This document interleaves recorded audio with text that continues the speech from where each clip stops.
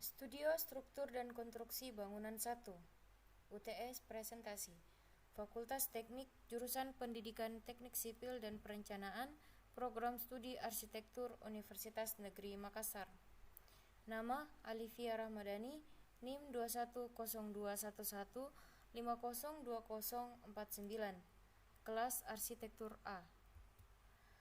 Agenda kali ini yaitu mempresentasikan hasil dari tugas yang diberikan dan mendalami seberapa besar pemahaman yang didapat dari modul yang tertera pada aplikasi pembelajaran. Biodata mahasiswi.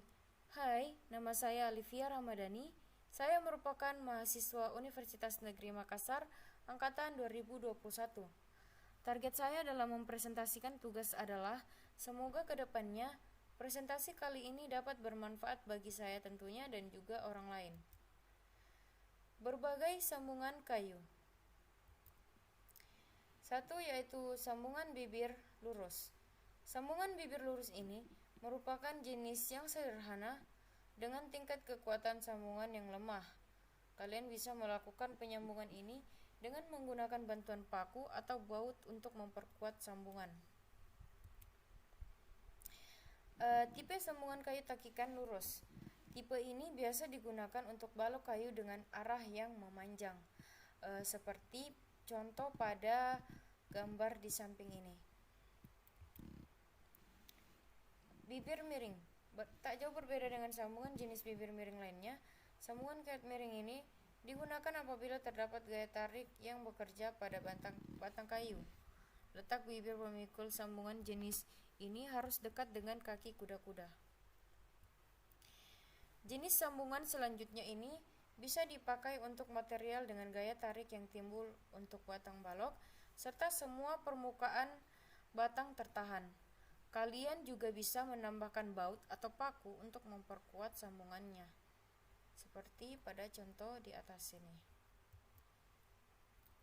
Adapun tipe-tipe sambungan yaitu satu, sambungan menyudut. Sambungan kayu menyudut adalah sambungan kayu yang dibuat untuk menghubungkan kayu dengan kemiringan 90 derajat atau derajat lainnya.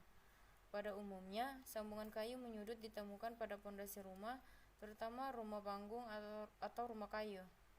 Selain itu, juga sambungan kayu menyudut juga ada pada mebel seperti meja, kursi, lemari, dan lain-lain. Ada banyak sambungan kayu menyudut. Selanjutnya itu sambungan melebar. Untuk papan-papan yang akan dipergunakan sebagai lantai atau dinding maupun dinding kayu dapat rapat dan kelihatan bersih. Akan tetapi sebelum membuat sambungan hendaknya perlu diperhatikan dahulu sisi mana yang akan disambung. Adapun teknik penyambungannya bermacam-macam, ada dengan perekat, paku, alur, dan lidah. Dengan profil paku sambungan akan lebih rapat walaupun terjadi susut pada papan tersebut. Bila dengan sambungan bentuk lain khawatir ada penyusutan sehingga dinding akan kelihatan jelek, maka dibuat lat atau profil untuk mengelabui. Di samping itu untuk faktor keindahan dan juga dalam pemasangannya. Selanjutnya yaitu sambungan memanjang. Sambungan ini biasa digunakan untuk menyambungkan tiang-tiang yang tinggi, di mana dalam perdagangan sukar didapatkan persediaan kayu-kayu dengan ukuran yang diinginkan. Untuk itu perlu membuat sambungan-sambungan tiang, yang hal ini disebut dengan sambungan tegak lurus. Detail atap kayu dan juga baja.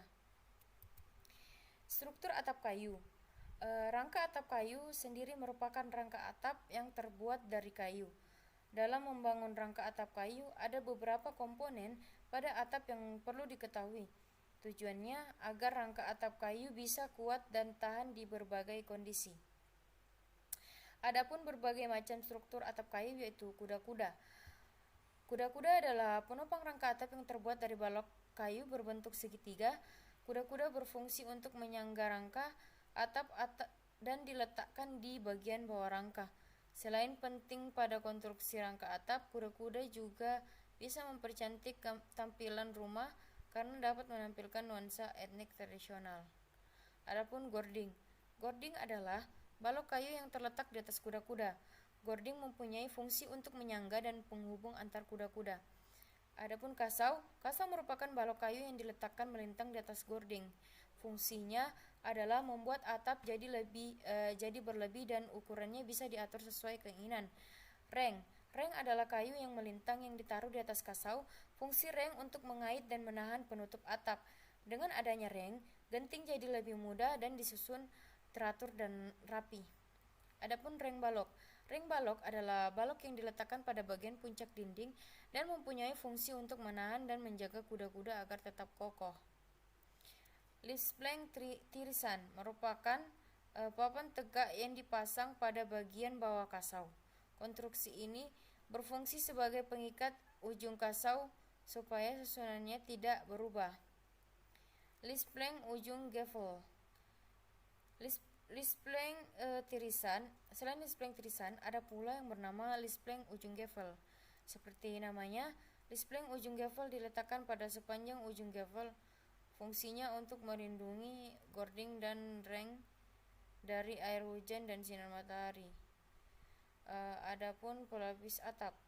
Pelapis atap merupakan bagian atap yang berada di atas kasau. Umumnya pelapis atas ini lapisan yang kedap air dan terbuat dari seng plastik atau plat semen terserat. Tujuannya untuk mencegah air hujan masuk ke dalam rumah. Adapun penutup atap. Penutup atap adalah komponen yang berada paling atas pada atap dan bersinggungan langsung dengan udara luar. Penutup atap memiliki fungsi menjaga paparan sinar matahari dan juga air hujan.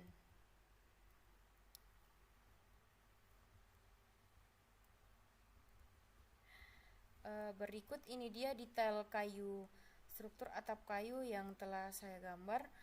Di sini merupakan ada kuda-kuda dan juga ada juga balok, reng balok, adapun genteng dan struktur lainnya. Selanjutnya yaitu struktur atap baja ringan. Kuda-kuda berfungsi sebagai material struktural yang mampu menahan berat sendiri, bobot atap atau penutup, serta beban hidup lainnya. Ada beberapa komponen penyusun kuda-kuda baja ringan, yaitu top chart berada di bagian atas kuda-kuda. Komponen ini fungsinya sebagai tempat diletakkannya reng. Adapun bottom chart, profil yang mengalami gaya ini terletak di bawah kuda-kuda dan biasanya menjadi tempat platform serta penggantungannya. Adapun web sebagai penghubung top dan bottom chart, fungsi utama profil ini adalah memperkuat kuda-kuda penopang beban dengan baik. Adapun murplat atau toplet, komponen ini digunakan sebagai dudukan kuda-kuda untuk membentuk atap serta membuat sistem kuda-kuda baja ringan menjadi satu kesatuan yang kuat. Berikut ini adalah gambar saya yang telah saya buat, yaitu struktur atap baja ringan, di mana strukturnya yaitu ada kuda-kuda dan juga bawah struktur tangga kayu dan juga beton. Dena yang dipakai untuk menerapkan konstruksi tangga yaitu dena yang telah ditentukan oleh dosen saya. Luas dena di samping yaitu 15 x 10 meter, di mana dena itu memiliki kamar tidur 4 buah yang luas masing-masing kamarnya yaitu 4,15 x 3 meter, serta memiliki 4 WC atau kamar mandi yang luasnya 1,85 x 3 meter, dan tidak lupa juga disertai dengan ruang keluarga, dapur, ruang tamu, ruang santai, teras, dan juga taman. Pada dena tersebut akan ditambahkan konstruksi tangga untuk menyambungkan antara lantai 1 dan juga lantai 2.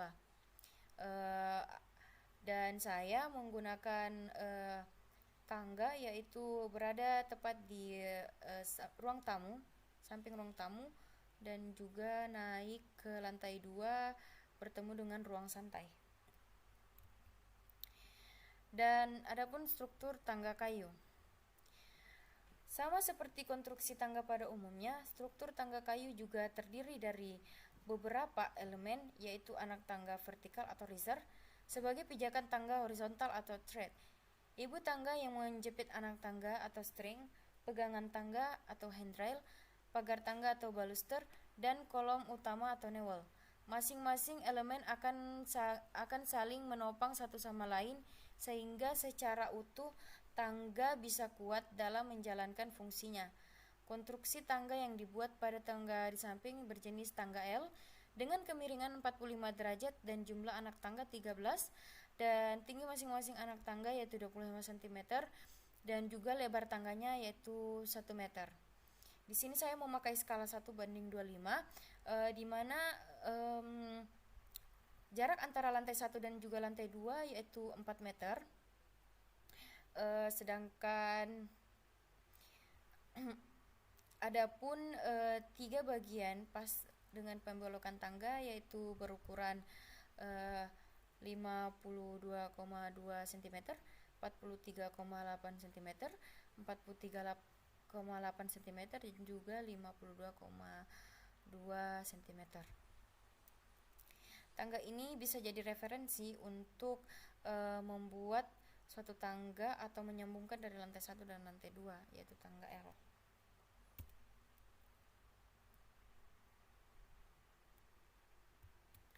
Selanjutnya yaitu konstruksi tangga beton. Pada akhir-akhir ini tangga beton banyak digunakan terutama untuk gedung sekolah, kantor, gedung pertemuan dan gedung-gedung lainnya yang tangganya sering dilalui serombongan orang banyak. Di samping itu, tangga beton dapat dibentuk sesuka hati menurut selera perencana. Tangga beton umumnya dibuat dari beton yang bertulang dengan penulangan yang diperhitungkan berdasarkan dan pembebanan yang bekerja di atasnya, serta mutu baja dan beton yang digunakan. Oleh karena itu, semua dasar hitungan dengan ketentuan yang ada dan tercantum pada PBI 1955 dan PBI 1971. Pada gambar, tangga beton di samping memiliki tinggi 25 cm dan kemiringan 45 derajat.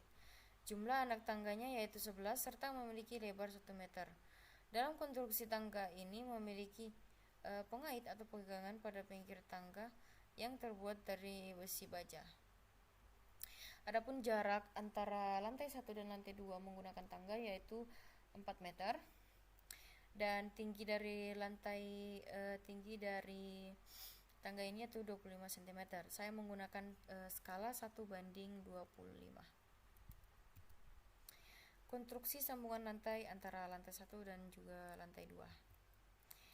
Jadi di sini adalah tugas terakhir di mana saya ditugaskan untuk membuat suatu denah rumah dengan ketentuan yang telah ditentukan oleh modul tersebut, di mana saya harus membuat denah lengkap dengan lantai 1 dan juga lantai 2 serta tangga serta dilengkapi dengan tangga untuk menyambungkan lantai-lantai tersebut. Jadi di sini saya menggunakan tangga L juga bisa, U juga bisa, karena di sini saya memulainya dari musola. Jadi dan naik ke atas lantai 2 bertemu dengan ruang santai. Tangga yang diletakkan pada denah di samping berada pada musola dan naik ke lantai 2 pada ruang santai. Oke, baik, cukup sekian presentasi saya. Kurang lebihnya mohon dimaafkan. Assalamualaikum warahmatullahi wabarakatuh.